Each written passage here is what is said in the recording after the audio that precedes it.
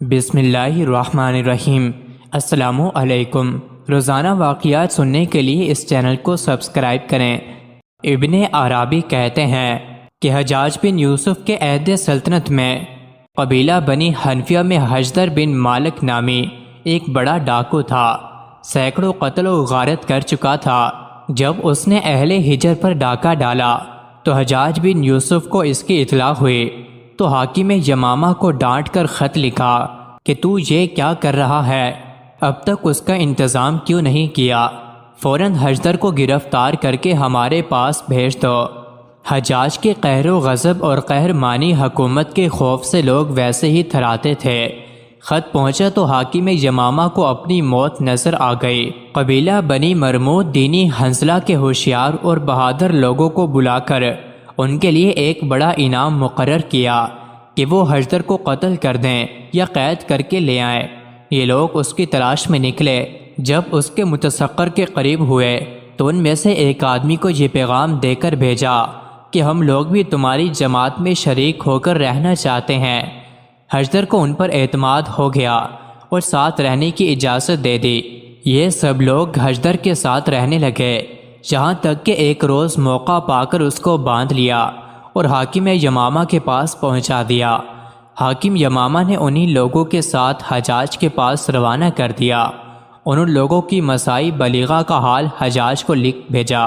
حجدر جب حجاج کے سامنے پیش ہوتا ہے اور اس کو یہ بھی معلوم ہوا کہ حجاج بن یوسف وہ خونخوار انسان ہے کہ 1,20,000 انسانوں کو باندھ کر قتل کر چکا ہے، مگر اس کی جرأت دیکھیے کہ جب حجاج نے اس سے پوچھا کہ تجھے اس راہزنی اور ڈاکہ ڈالنے پر کس چیز نے آمادہ کیا، تو کہا 3 چیزوں نے، ایک اپنے دل کی جرأت و شجاعت، دوسرے بادشاہ کا ظلم، تیسرے زمانے کے حوادث۔ حجاج نے کہا تجھ سے وہ کیا بات سرزد ہوئی ہے جس کی وجہ سے تیری جرأت بڑھی اور سلطان نے تجھ پر ظلم کیا اور زمانے کے حوادث تجھ پر ٹوٹ پڑے؟ حجدر نے کہا امیر مجھے آزمائیں تو مجھے بہترین سیاسی شہسوار اور اپنی رعیت میں سب سے زیادہ خیر خواہ پائیں گے، اور یہ اس لیے کہ جب کبھی کسی سے میرا مقابلہ ہوا ہے تو میں نے اپنے آپ کو اس پر غالب پایا ہے۔ حجاج نے کہا اچھا، ہم تمہیں آزماتے ہیں، اور آزمائش یہ ہے کہ تمہیں ایک میدان میں چھوڑتے ہیں جس میں ایک شیر ہوگا، اگر اس نے تجھے قتل کر دیا تو ہم تیرے قتل کی فکر سے بچے، اور اگر تو نے اسے قتل کر دیا تو ہم تجھے آزاد کر دیں گے۔ حجدر نے نہایت خوشی سے اس کو قبول کیا اور کہنے لگا یہ تو میری عین آرزو ہے، ضرور ایسا کیجئے۔ حجاج نے کہا صرف یہی نہیں کہ شیر کے مقابلے میں تجھے آزاد چھوڑ دیں، بلکہ صورت یہ ہوگی کہ تیرے پاؤں میں بھاری بھاری بیڑیاں ہوں گی اور داہنا ہاتھ گردن میں باندھ دیا جائے گا، صرف بایاں ہاتھ کھلا رہے گا جس میں تلوار دی جائے گی۔ حجدر نے اس کو بھی قبول کیا۔ حجاج نے شیر کے آنے تک حجدر کو جیل خانے میں قید کر دیا اور اپنے ماتحت حاکم کو حکم دیا کہ ایک شیر کہیں سے گرفتار کر کے لایا جائے۔ حکام نے فوراً ایک ببر شیر مہیا کر دیا۔ جب شیر آیا تو اس کو ایک محصور میدان میں چھوڑ دیا اور 3 دن تک اس کو بھوکا رکھا گیا۔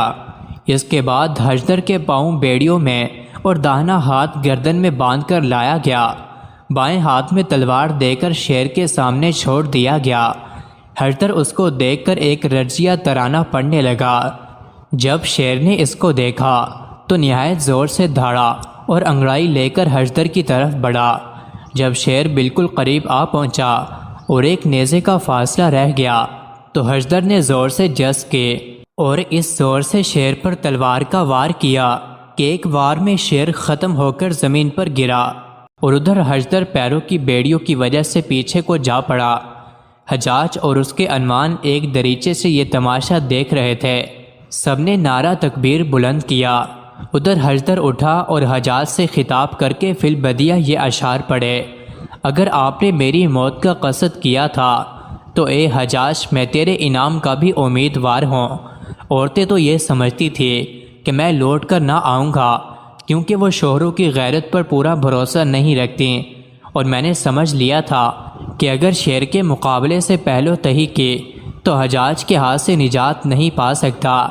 حجاج نے کہا اب اگر تم چاہو تو ہم تمہیں بڑا انعام دیں اور چاہو تو تمہیں بالکل آزاد چھوڑ دیں۔ حجدر نے کہا کہ نہیں، میں امیر کے ساتھ رہنا چاہتا ہوں۔